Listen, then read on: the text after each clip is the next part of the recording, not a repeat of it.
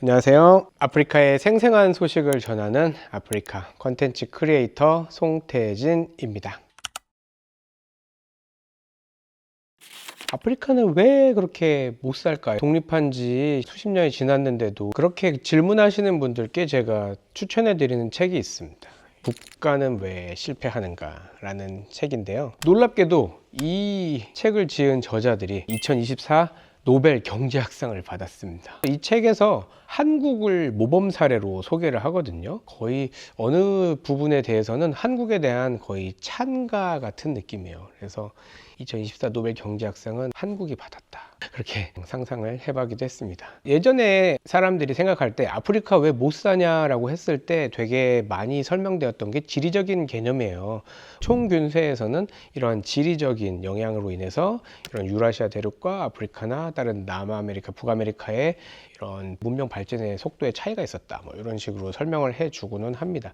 근데 그거에 어느 정도 한계는 있거든요. 아니 그러면 똑같은 문화와 똑같은 역사와 이런 걸 가지고 있는 남한과 북한의 발전 차이는 어떻게 설명할 거냐. 그쵸? 한국이랑 남한이랑 북한이 뭐 날씨나 질이나 이게 어마어마한 차이가 있는 게 아니잖아요. 그러면 뭐가 문제냐? 이 데런 에스머글루와 이 저자들은 뭐라고 얘기하냐면 포용적인 정치제도, 포용적인 경제제도, 그리고 착취적인 정치제도, 착취적인 경제제도, 이 두 가지에 따라서 국가의 발전이 다르다고 이렇게 설명을 해요. 더 많은 사람들이 적극적으로 경제 활동을 하도록 유인하는 그런 제도를 갖춘다라는 부강해지고, 경제 활동 의지가 있는 사람을 배제하는 제도를 시행하는 나라는 가난의 굴레를 벗어날 수 없다고 보는 거죠. 사유재산을 보호하고 시장 경제를 채택하고 개인의 재능과 혁신, 창의성을 보상하는 이런 인센티브가 시스템적으로 갖춰져 있는 국가가 부강하게 된다는 거예요. 반면에 이와 반대되는 제도를 시행하는 국가들은 가난할 수밖에 없다 라고 책에서는 얘기합니다. 굉장히 심플합니다. 그래서 이 책에서는 아주 단적인 예시로 나오는 게 한국과 북한입니다. 문화, 역사, 인종, 언어 거의 모든 것이 동일한데 완전히 다른 결과를 낳았잖아요. 왜 이렇게 달랐을까? 우리나라는 투자와 수출을 강조하죠. 그러다 보니까 교육에도 많은 투자를 해서 교육 수준도 대단히 높습니다. 교육 수준이 높고 하다 보니 적은 숫자의 사람들이 권력과 이익을 독점하기가 쉽지가 않습니다. 그러면서 이제 민주적인 정치가 꽃피게 되었죠. 그런데 또 경제적으로 이런 수출을 하다 보니까 국제적으로 경쟁을 많이 하게 되면서 개인들이 자신의 능력과 재능을 충분히 발휘해야만이 살아남을 수가 있는 거예요. 그렇게 되기 위해서 기업이나 정부에서는 그런 훌륭한 사람, 똑똑한 인재들에게 인센티브를 계속해서 제공해 주는 거죠. 그래서 사람들이 스스로 움직여지는 것이 이런 경제적으로 포용적인 제도가 된다. 근데 북한은 뭐 다 알죠. 사유재산도 없고 공부를 하더라도 다 이런 김씨 일가, 그 사람들을 신격화하고 그런 주체 사상을 합당화하기 위한 그런 교육을 하고, 또 생산성을 아무리 높여봤자 결국에는 노동당에서 다 가져가고 하니까 고위 간부들 배나 불리지, 내가 열심히 해봤자 자기 인생엔 별 도움이 안 되는 거죠. 그래서 소수가 권력과 이익을 독점하고 개개인에게는 선택의 자유가 제한돼 있고, 그러면서 능력과 재능을 발휘하기도 어렵죠. 이런 경제적인 제도를 착취적이다라고 합니다.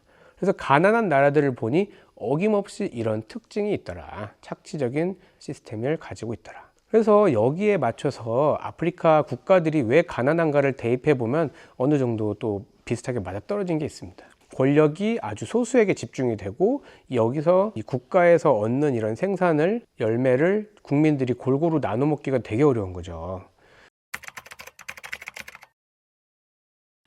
그래서 이런 나라들을 보면 국가의 경제를 어떤 특정한 천연 자원이나 어떤 특별한 농산물이나 이런 일부에 의존하는 경우가 되게 많습니다. 그러다 보니까 그런 자원을 관리하는 특별한 어떠한 이런 세력에 의해서 카르텔이 만들어지는 거죠. 그러면서 독재가 공고해지고, 금이나 석유 같은 이런 뭐 원자재를 캐내어서 그것으로 이렇게 경제를 돌리는데, 그러한 원자재들은 사실 세계 시장에서 언제나 수요처랑 이런 것만 생각하면 되기 때문에 글로벌 표준을 받아들인다거나 뭐 그럴 이유도 없고, 그냥 이러한 자원을 잘 캐서 그냥 수출을 해서 정치 권력들이 이것을 딱 독점하기가 굉장히 쉬운 구조가 있는 거예요. 그러다 보니까 원자재가 주요 수출품인 나라에서 독재가 쉽게 들어서고 정치적인 혼란이 자주 발생하면서 제대로 성장하지도 못합니다. 왜냐하면 국민들한테 굳이 교육을 시킬 필요가 없어요. 독재자가 먹고 사는 거는 전혀 문제 없으니까. 일부 원자재를 가지고 사람들이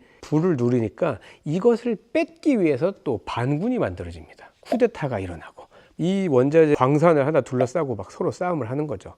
역사적으로 최악의 사례가 이 블러드 다이아몬드로 유명한 시에라리온의 얘기입니다. 시에라리온은 다이아몬드 광산이 있어요. 시에라리온에 여기저기 있는데 이 광산을 가지고 있는 반군이 여기서 다이아몬드를 팔아가지고 거기서 얻은 돈으로 무기를 구입하니까 반군이 정부군보다 더 센 거예요. 반군이 정부군보다 오히려 돈을 더 많이 버니까 마을에 가서 사람들 막 납치해오고 또 그 정말 안 좋은 얘기인데 일부러 손을 자른다든지 그런 식의 일도 일어나고 했었습니다. 그리고 또 콩고 민주공화국도 그렇고요. 내전이 끊어지지가 않아요. 여기는 세계에서 가장 자원이 많은 나라라고 해요. 아주 다양한 자원들이 아주 많이 있어요. 그런데 자원이 너무 많이 있다 보니까 여기저기 반군들이 있는 거예요. 자기가 이 지역 딱 차지하고 있으면서 이 금광은 내 거야 해서 금광을 캐야 되니까 사람들 잡아가지고 강제를 시키고 또 이제 그렇게 얻은 돈으로 사병 조직을 만들어서 반군이 되고 하니까 뭐 어떻게 제대로 된 정치를 할 수도 없고 그런 데서 뭐 민주주의나 일반 개개인의 삶의 질이나 이런 걸 얘기할 수가 있겠습니까? 절대 할 수가 없죠. 그건 정말 최악의 사례고 뭐 그렇게까지도 아니어도 이런 착취적인 제도는 너무나 많이 있어요. 그래서 새로운 기술을 받아들일 이유도 없고 발전할 필요도 없고 그냥 어떻게 하면은 뭐 하루 먹고 살 수 있을까? 그 정도 수준의 삶만 이제 하는 경우가 많은 겁니다. 그래서 어쩌면 이게 저는 식민 지배를 너무 오래 받다 보니까 그런 식으로 경제가 고정된 게 아닌가 이제 그런 생각도 해봐요. 식민 지배 때 예전에 노예무역 시대 때는 아무리 열심히 살고 막 성실하게 살아도 어느 날 갑자기 노예 사냥꾼이 우리 마을에 나타나서 잡아가는 거예요. 그러면은 그 사람이 그동안 이루어왔던 모든 것이 하루아침에 그냥 물거품이 되는 거고 그럼 무슨 의미가 있어요? 다음날 노예 사냥꾼이 와서 잡아가는데 다 물거품이 되고 쓸데없는 게 되고 바다 건너가서 저기 어디 카리브해나 미국 같은 데서 강제 노동해야 되는데 이렇게 착취를 당하고 하면서 이런 인센티브가 전혀 보장받지 못했죠. 그리고 노예무역이 끝나고 나서 어떤 일이 일어났냐? 이제는 식민지가 됐죠. 식민지배 하의 경제 구조는 이 나라에 있는 거를 얼마나 잘 뽑아갈 수 있는가에 초점을 맞춰가지고 진행된 거기 때문에 이 나라에서 가장 생산성이 높은 작물은 무엇인가 그것만 플랜테이션으로 쫙 심고 이 나라에 어디에 광산이 있는가 해서 거기까지 철도 놓고 뭐 이 마을에 사는 사람들을 위한 철도가 아닌 거예요. 그런 식의 경제 구조였기 때문에 모든 경제 구조가 최대 이 나라에 있는 거를 빨리 많이 캐서 본국으로 보내는 데 초점이 맞춰져 있었던 겁니다. 그 나라를 부유하게 하려는 의도는 전혀 없었죠. 그래서 아프리카가 애초부터 갈등이 유발되도록 설계가 되었습니다. 식민지 때부터. 그래서 아프리카 국경을 보시면 직선이 되게 많이 있어요. 쭉쭉쭉 직선이 많이 있는데 되게 인위적이죠. 우리나라는 뭐 시나 도의 경계를 보시면은 이렇게 다 산이나 강을 따라서 이렇게 사람 사는 지역을 따라서 자연적으로 구분이 되어 있는데 그게 아니라 되게 직선으로 되어 있는데 이게 왜 그랬냐? 1884년에 독일의 베를린에서 베를린 회담이 일어났는데 그때 유럽 열강 힘 좀 쓴다는 나라들이 다 모여가지고 우리 이제 아프리카 한번 좀 나눠 먹어 봅시다. 각자 땅 따먹기 합시다 해서 굉장히 인위적으로 경계선을 그었습니다. 크고 힘센 민족이 있으면 여러 나라로 분산시켜 쪼개놓고 또 만약에 사이가 안 좋은 민족이 있으면 한 나라 안에 몰아놓고 문화가 다른 민족을 한 나라 안에 묶어놓고 뭐 언어나 종교나 이런 거 다 다른 사람들끼를 최대한 이렇게 섞어 해가지고 나름대로 어떻게 하면은 얘네들을 최대한 이간질시키고 갈등을 시키고 분열을 일으킬 수 있을까 고민 많이 해서 식민 지배자들이 만든 국경이 오늘날 아프리카 국경입니다. 나라가 그렇게 시작하다 보니까 일단 갈등이 계속 일어나는 거예요. 그 과정에서 서로 우리 편 하다 보니까 뭐 그렇게 어떤 인센티브나 창의성을 생각할 겨를도 없죠. 착취적인 제도가 남아 있을 수밖에 없다고 저는 생각이 들어요. 이건 좀 약간 다른 관점인데요. 나라가 약간 너무 가난한 그런 면이 있다 보니까 원시 공산주의 같은 그런 느낌이 좀 있긴 합니다. 뭐 이런 자본주의 사회 경험이나 사유재산 이런 것들이 좀 애매하다 보니까 집안에 만약에 이 가문에 잘난 사람 하나 나오면은 온갖 빨대가 다 거기에 꽂히는 거예요. 제가 이제 겪은 일인데 부룬디에 제가 갔었어요. 부룬디는 전 세계에서 가장 가난한 나라 뽑으면 항상 5손가락 안에 드는 엄청 가난한 나라입니다. 제가 이제 부룬디에 갔었는데 거실에 앉아 있었습니다. 갑자기 어떤 사람이 현지인이 노크도 안 하고 그냥 문을 벌컥 열고 들어오는 거예요. 흙 묻은 신발 신고 딱 거실 들어오는 거예요. 저는 그때 부룬디 간지 일주일 정도 됐을 때였어요. 아무것도 모를 때였어요. 아프리카 처음 갔을 때였어요. 저는 진짜 강도 도둑놈인 줄 알았어요. 근데 이 사람이 하는 말이 나 물 좀 주시오 그러는 겁니다. 다짜고짜 물을 달라고 해서 이제 바들바들 떨면서 이제 물을 가져왔습니다. 물을 딱 가져오니까 이 사람이 딱 보더니 이거 말고 시원한 물 주시오 그러는 거예요. 그래서 까다로운 사람이네 해서 이제 딱 시원한 물을 딱 갖다 주니까 뭐 여기 한국 사람이 산다길래 자기가 놀러 왔다 뭐 그런 거예요. 그냥 놀러 온 거예요. 그냥 놀러 온 거. 그래서 그러시군요 하고 그럼 일단 그 신발 좀 벗고 그렇게 다시 오세요 이제 그래서 나가서 얘기했는데 좀 이상해가지고 이제 그 부룬디 현지 친구한테 물어봤어요. 이게 좀 이상한 거 아니냐 이제 물어봤어요. 부룬디 현지 친구는 뭐라고 하냐면 그 사람은 너를 만나기 위해서 이 땡볕에서 꽤나 멀리 걸어왔어. 근데 너는 물을 가지고 있어. 그 사람한테 물을 줄 수 있는 거 아니야? 라고 이제 말하는 거예요. 뭐가 문제냐? 그러니까 이해를 못 하는 거예요. 제가 뭘 문제를 삼는지 이해를 못 하는 거예요. 아니 그게 아니라 나는 그 사람을 모르고 이 집은 내 집인데 왜 그냥 막 불쑥 들어오냐 하는데 뭐 똑같은 말 계속 반복되는 겁니다. 그래서 이제 제가 야, 너 그 말이 사실이지 정말 아무 문제 없다는 거지. 나도 그러면 옆집 가서 물 달라고 한다. 그랬더니 괜찮아. 부룬디에선 괜찮아 하는 거예요. 그래서 제가 진짜로 바로 옆집에 갔어요. 옆집에 노크도 안 하고 그냥 거실에 신발 신고 들어가서 이리 오너라 이제 하니까 이제 주인이 나왔습니다. 그래서 저한테 무슨 일이에요? 그러니까 저 물 좀 주시오 하니까 진짜 물을 갖다 주는 거예요. 물을 벌컥벌컥 마시고 옆집에 사는 한국 사람인데 놀러 왔습니다 하니까 우리 브라더 아니냐고 하면서 우리 형제 아니냐고 하면서 막 또 껴안고 막 엄청 좋아하는 거예요. 그래서 한참 놀다 갔는데 그게 보니까 이 사람들이 부룬디 사람들이 다른 집에 거실까지 그냥 들어갈 수 있는 그런 문화가 있어요. 나는 손님이고 너는 나를 대접하는 게 맞아. 당당하게 딱 달라고 하거든요. 그러니까 집집마다 찬물을 가지고 있어야 돼요. 집에 냉장고가 없으면은 아침에 물을 떠가지고 그늘에다가 물을 딱 놔둬요. 그럼 물이 차가워지거든요.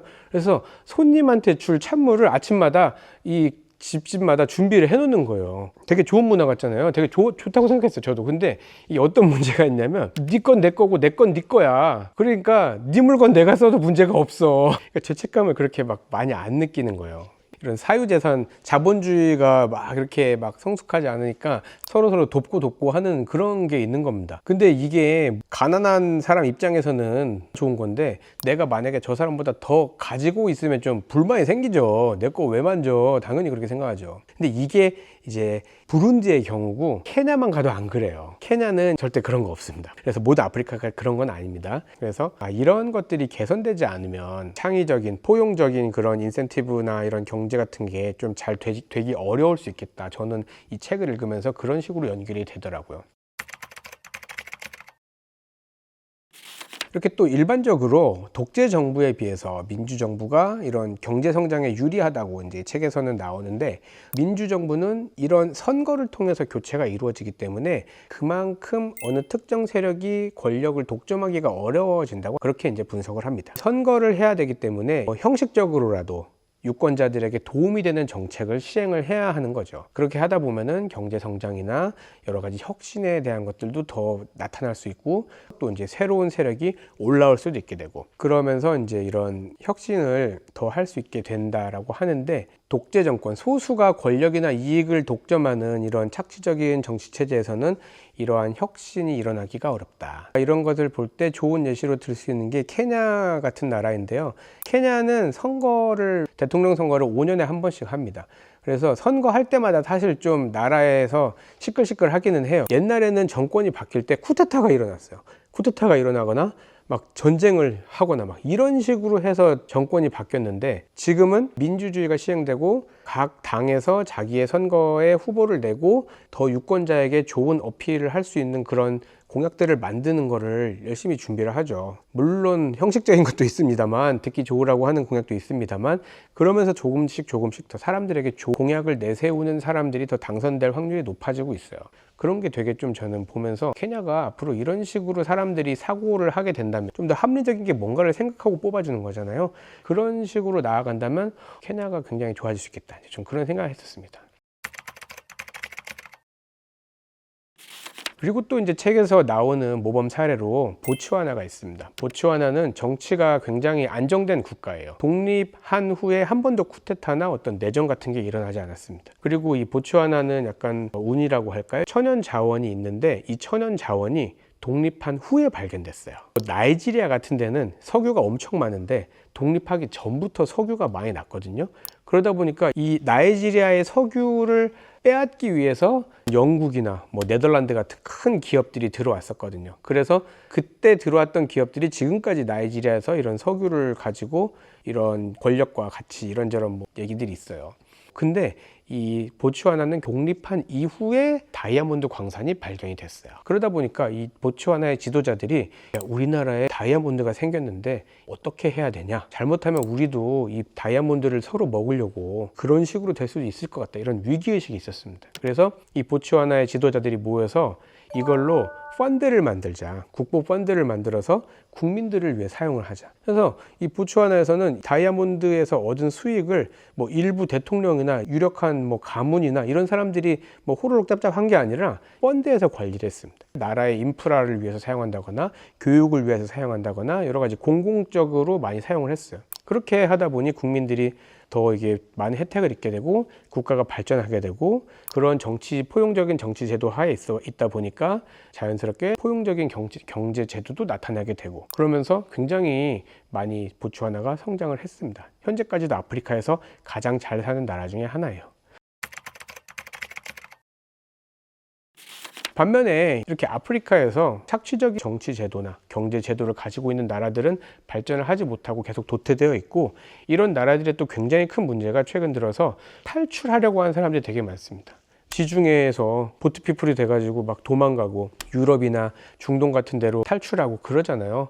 그런 식으로 국민들이 환멸을 느끼고 도망을 가고, 또 이렇게 지적으로 교육 수준이 높은 사람들은 뭐 미국이나 뭐 유럽 같은 선진국으로 또 이민을 가고, 이런 식으로 계속해서 인재 유출이 되고 있습니다. 그러다 보면 남은 사람들은 점점 더 가난해지고 일부 권력자들은 더 강해지고 악순환이 반복이 될 수가 있는 거죠. 그래서 제가 그 부른 친구들한테 넌 뭐 하고 싶니? 넌 꿈이 뭐니? 하고 이제 물어봤는데, 그 친구들이 대부분 하는 얘기가 나 너네 나라 한번 가보고 싶다. 나는 한국 가서 살고 싶다. 난 미국 가서 살고 싶다. 이게 이제 그 친구들 꿈이에요. 나는 뭘 이루고 싶어, 뭐 하고 싶어, 그게 아니라 여기 탈출하고 싶어. 이게 이제 꿈인 게 많아요.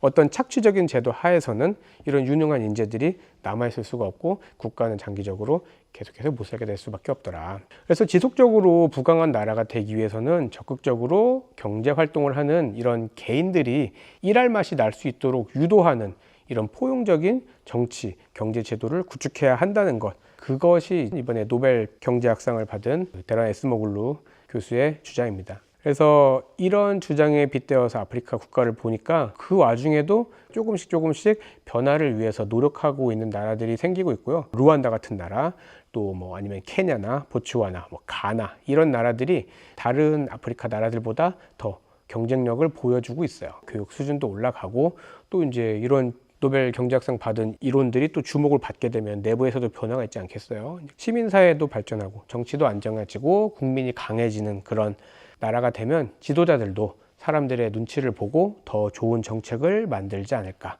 그래서 이런 나라들을 눈여겨보시면 또 재미있을 것 같고요.